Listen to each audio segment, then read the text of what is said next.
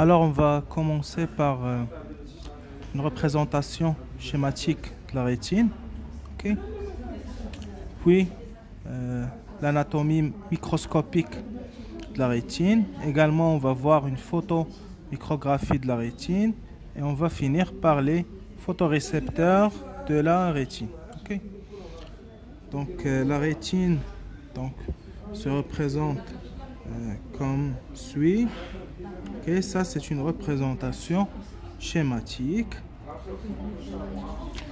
Là on va passer à l'anatomie microscopique de la rétine. Okay. Donc au niveau de la rétine, il y a deux parties. Il y a la partie nerveuse. Okay. Donc il y a cette partie qui est nerveuse. Et il y a également la partie pigmentaire. Donc la partie pigmentaire et la partie nerveuse.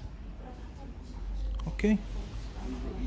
Donc la partie pigmentaire, elle est pigmentaire parce que tout simplement il y a des pigments.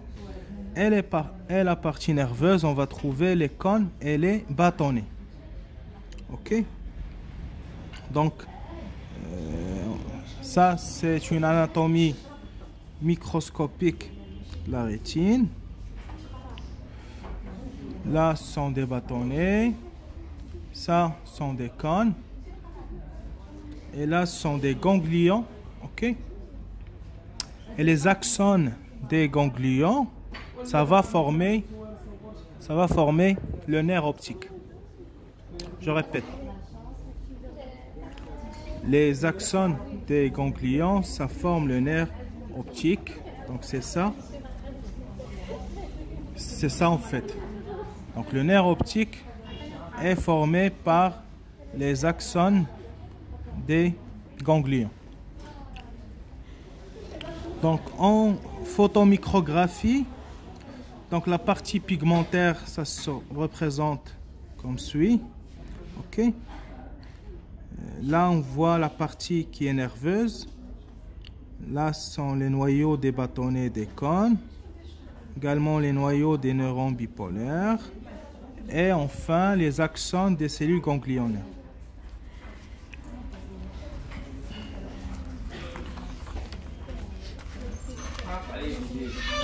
Ok, donc on va finir par les cônes et les bâtonnets de la partie nerveuse.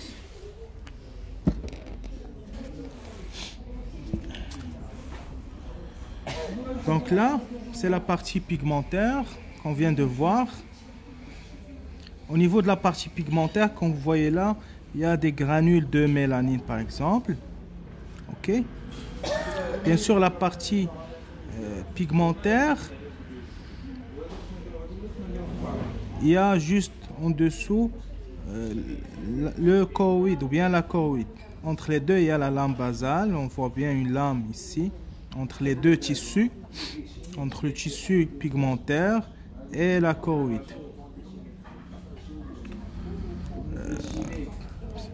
Donc, les bâtonnets, on va trouver des disques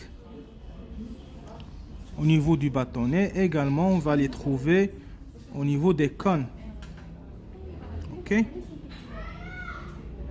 Donc, au niveau des bâtonnets par exemple, il y a le segment externe, c'est cette partie qui est composée de disques. Voilà.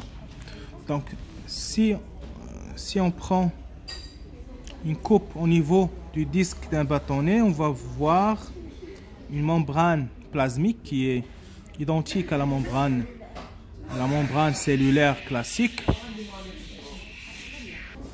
Donc au niveau de la membrane, il y a l'ancrage d'un pigment visuel appelé la rhodopsine. Donc c'est le pigment visuel des bâtonnets qui est intégré au niveau de la membrane et qui forme les disques du segment externe.